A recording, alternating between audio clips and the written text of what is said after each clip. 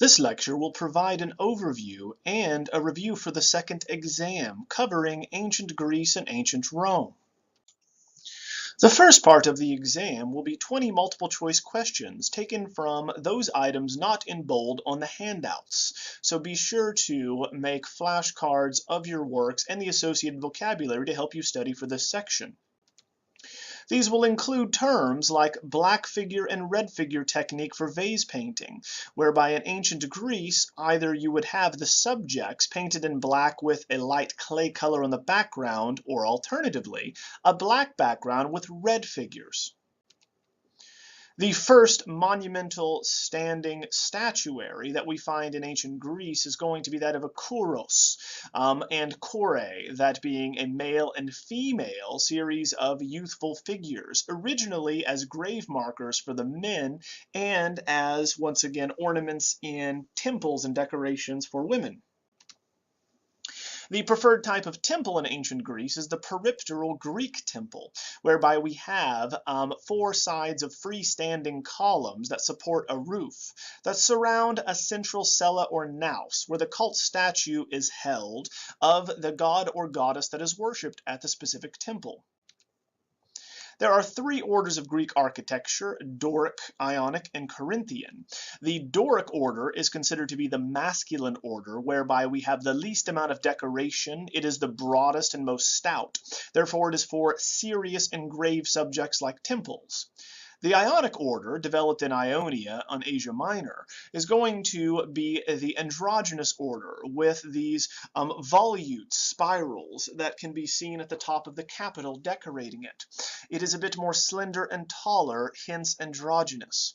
Finally, we have the Corinthian order, which is the most decorative, the longest, the most feminine, that also is going to have abacus and acanthus leaves decorating the capital. It does not have a stylobate or stereobate, so therefore it stands directly on the ground. The most decorative of all the orders, named for Corinth. We find the ancient Greeks are so interested in anatomy that they develop different techniques to showcase the way in which humans move, such as foreshortening, whereby we see parts of the body angled away from the viewer, thus suggesting depth behind the surface. This can be done in 2 dimensions and 3 dimensions. We also find that in images psychopompoi, or those types of creatures that assist in transitioning us from the land of the living to the land of the dead, are going to be seen in all cultures. And here in ancient Greece, we see sleep and death carrying, once again, Sarpedon off with the help of Hermes, who is also a psychopompoi. Now, the interest in anatomy and anatomical detail is going to lead the Greeks to develop kontraposto, or counterbalancing one's pose, where all of the weight of the figure will be placed on one engaged leg, leaving the other relaxed, and the rest of the body to counterbalance that weight. With bronze hollow casting, perfected in the earlier Bronze Age, we have the figures, which most Greek sculpture is going to originally have been made of bronze hollow casting, and later copied by Roman marble copyists. But here we find a thin layer of bronze will be replacing a wax coating over terracotta or clay to create something that is much more durable with a higher tensile strength. Now, for the Romans, eclecticism defines their approach to art and culture, for they will, with an eclectic appeal, adopt different aspects and characteristics from a variety of cultures they come across and combine them to something new. Hence, it is eclectic. Now, in order to save on materials, Roman architects and designers would often add revetment to the exterior of their structures, which were made principally of cheap materials like concrete.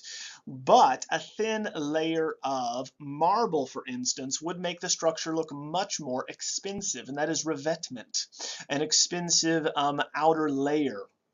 Finally, here we have a pseudo-peripteral temple for the ancient Romans, which is going to find it does not have freestanding columns on all four sides, but instead will have them attached or engaged on some sides and will lead us up to the front with one main entrance. Very different from Greek temples that we're determined to walk all the way around the sculptural ensemble. Now, for the Romans in the Republican era, they appreciate verism, or blunt or exaggerated effects of aging, seen in the men who would have held power at the time, such as senators. So that is verism, a truthful portrait, literally is what the term means. Now, the different types of suggested depth behind a two-dimensional surface was developed by the Romans and can be seen in multiple frescoes at Pompeii. One is known as intuitive perspective and is good for cityscapes because it suggests with parallel lines appearing to converge at a distance that there is depth behind the surface. This is going to be the predecessor and precursor to linear perspective, but with intuitive perspective, the lines do not converge. Secondly, you have the approach of atmospheric perspective, which does not use linear elements or geometric devices to suggest depth, but instead we will see a general lack of detail at a distance and desaturation, to where we find the further away from us an object gets, the more blurry and less detailed it appears, till eventually the coloration will match that of the sky, a type of bluish gray. Now, for the Romans who develop amphitheaters or double theaters intended to entertain the masses by way of blood sport, we have in them the seating area known as the cavea, where we would look down to the arena, which is Latin for sand, which soaked up the blood for these events, and would be air conditioned by way of a velarium, which would be an awning that would be overhead. Now, the Greeks and the Romans developed the temple front, and it would be adopted by many cultures and revived in the Renaissance for church facades. The temple front is made up of three different elements: the vertical columns and the post for the post and lintel system, which will then have the horizontal post on top, or the entablature, often decorated, and then finally the triangular section above that, which is the pediment, providing a very clear focal point for the structure. So in all, the temple front includes columns, an entablature, and a pediment. The Romans are going to systematize and make part of their bureaucracy a practice that had been carried out for millennia with unpopular rulers in different cultures, whereby their images and memory would be destroyed.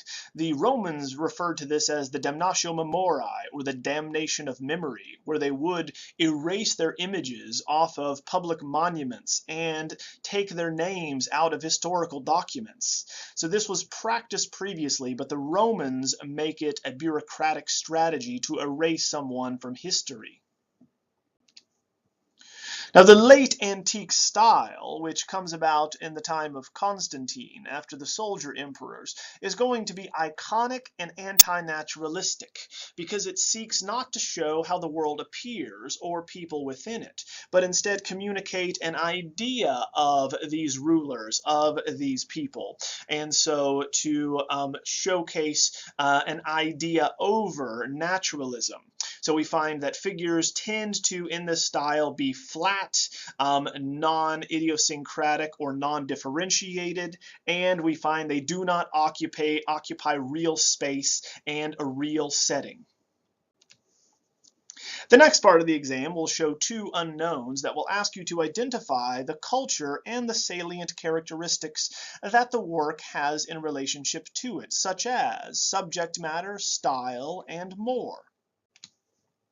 So for instance, if we were to show you a work like this, we would immediately note that it is an amphitheater, hence it was built by the Roman civilization, for the Greeks only had theaters, which would have been half of this structure, overlooking, once again, an orchestra or a dancing place. The Romans have a 360-degree view of the arena, and it is not used for religious purposes or for rituals or plays, but instead for blood sport. The temples, for instance, can be easily differentiated between the Greeks and the Romans, for the Greeks had freestanding columns on all four sides, while the Romans did not. Hence, in this example, we would say it is a Greek example, because we see columns that move all the way around it, unattached to the sides of the cella or naus. Finally, we would be showing you an example such as this of a veristic portrait of an old man. And we know that the Romans were the ones that appreciated emphasizing this verism, this blunt or exaggerated effects of aging, because those are the individuals who were in power in ancient Rome at the time. The next section will be on significance, in which you must remember something that we have seen in class and the important facts associated with it. Why is it going to be used as an example for the culture in the canon? So if we were to show you these works, the significance would be that they have the same function, that both of them are going to be grave markers for young men, in which we find the geometric crater is open to the ground so you can pour ritualistic libations while looking at the actual funerary services, and the choros is going to be a nude male youth representing the fertility of the family and the ancestors of the deceased. Neither show the underworld importantly, for the Greeks did not show that aspect of life or death. The ancient Egyptians did, however.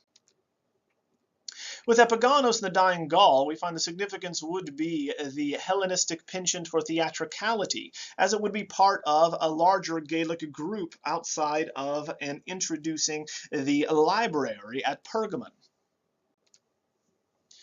Now the next section is going to relate to the slide identification. So you will be expected to identify the work's either artist or culture, title, and date. So when you're making your flashcards, be sure to identify them clearly as Greek, Etruscan, or Roman. And remember, the dates are going to run from 750 BCE to 315 Common Era. For the flashcards, please remember to paste or electronically paste the image to one side, and then ensure that you have the culture, title, and date on the other, such as the Greek Kouros, produced around 600 BCE, for instance.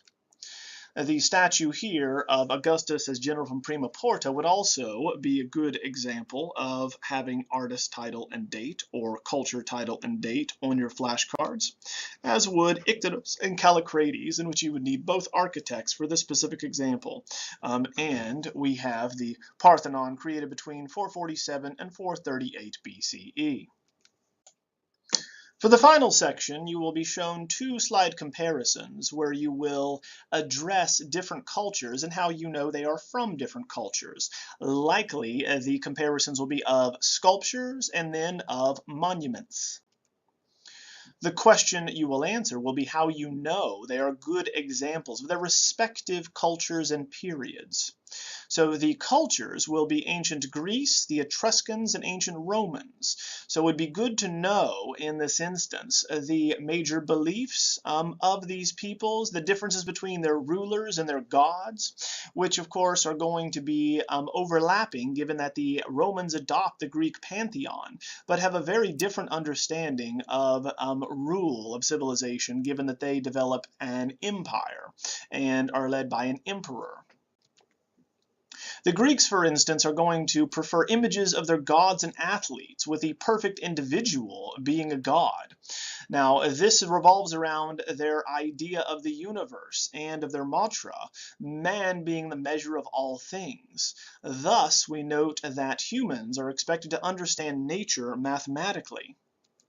The Romans, on the other hand, prefer images of their rulers and allegories that glorify the ruling class and would appease the masses, showing now that man does not understand nature but dominates it by way of the sheer technology and brute force and numbers the Romans had. So for the Greeks, very clearly, we have early on this interest in nudity and or development of very idiosyncratic figures like centaurs. We also have the appreciation of the perfect athlete or warrior and the ability to have this perfect motion and athleticism associated with them. The range of motion that the Greeks are trying to attain is made possible thanks to bronze hollow casting, in which they want this balanced, perfect moment in time of this individual. And we find that Olympic athletes and gods are shown the same way. Therefore, we do not really have a way in which to differentiate them clearly.